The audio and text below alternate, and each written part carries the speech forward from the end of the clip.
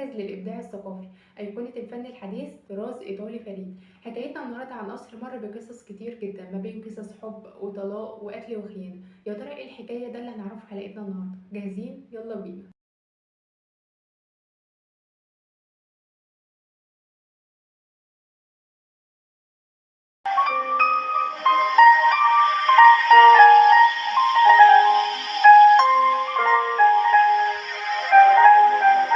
احنا النهارده في قصر سمي قصر الخلد او قصر الرخام الوردي، الا وهو قصر عائشه فهمي في القاهره في الزمالك، اللي بناه علي باشا فهمي.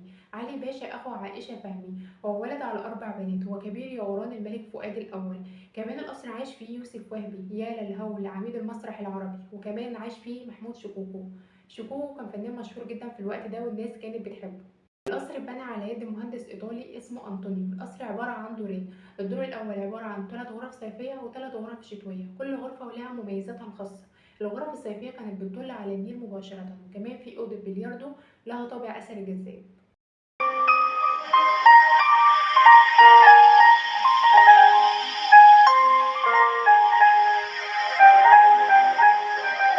الدور التاني فيه غرف كتير جدا، أبرزهم الغرفة اليابانية اللي أهداها السفير الياباني لعائشة فهمي لما جه زارها في القصر.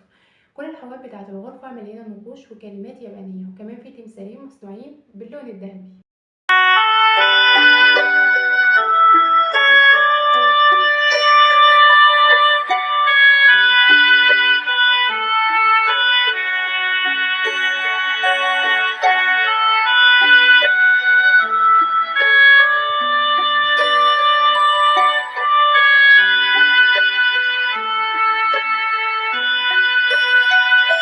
القصر فيه ميزة حلوة جدا، إن فيه لوحات نادرة مصنوعة من الكتان والحرير، غير إن كل الحوائط بتاعة القصر مزخرفة، والأرض مصنوعة من الباركيه المنقوش.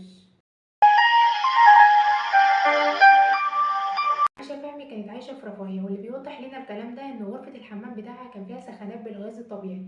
في الوقت ده كان الغاز الطبيعي صعب جدا دخوله، وكمان الدريسنج روم بتاعتها كانت غرفة خاصة بملابسها فقط، وده دولابها. في الأول كان القصر ملك لعلي باشا فهمي، وكان غني جدا وبناه على الطراز الكلاسيكي. بعد ما مات قررت عائشة فهمي إن القصر يكون بتاعها، وبالفعل اشتريته من إخواتها.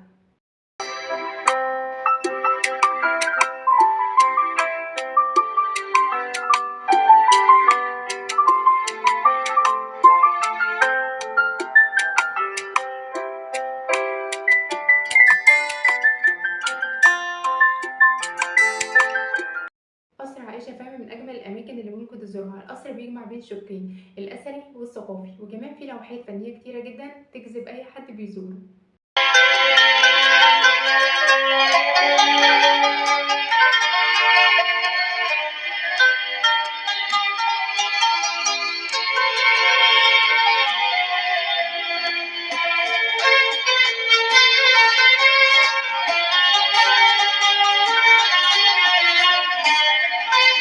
قصر مات كل اللي فيه، وفضلت حكاية.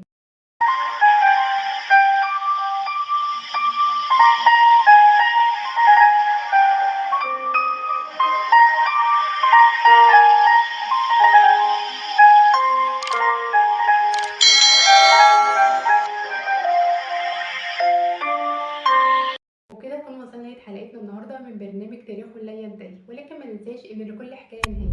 بعد كده